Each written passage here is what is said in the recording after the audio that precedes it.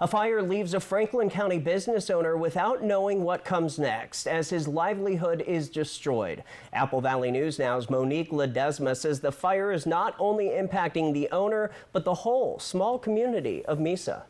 JC's Grocery and Deli store is the only grocery store in the Mesa town, and after serving the community members for years, the grocery store owner is now left picking up the pieces of what's left of his grocery store. The call for help came in just before 9:15 p.m. on Monday to the 100 block of North 1st Avenue. Witnesses reported seeing the store on fire. Fire crews from Franklin County Fire District 1 and 4 raced to the scene, as did a crew from the city of Colonel and deputies with Franklin County Sheriff's Office. Franklin County Hospital District was also on standby. Firefighters say when they got to the store, heavy smoke was coming from the roof. The store had significant smoke, fire, and water damage.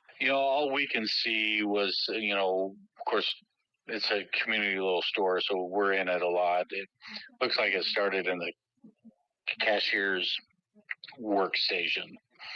It was one of the starts, and then down the line and where the fountain pops and the coffee machines, that's where the heavy damage was to the building in those areas. Some community members are still finding out that they'll have to do extra traveling for some of their necessities. Just now, when I pulled into the post office to check the mail, I looked over there and I thought, oh, what the heck? The store's burned. I was going to ask them in here what happened because I didn't know when it burned.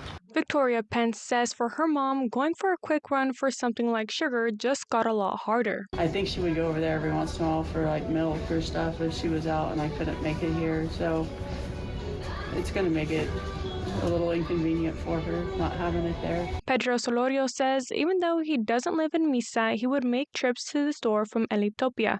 I've translated Solorio's interview from Spanish to English. Every now and then I would go when I would come to the post office to check my mail. Sometimes I would stop by and go grab some things that I needed. It wasn't all the time, but I would go every now and then. I did ask the owner for an interview, but he declined at this time. He says he's still in shock over what happened.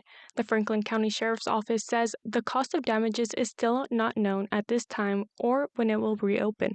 Yeah, it's likely too damaged to be reopened in the near future. Looks like it'll sustain quite a bit of structural damage based on my knowledge of it. As for the cause of the fire, that's still under investigation.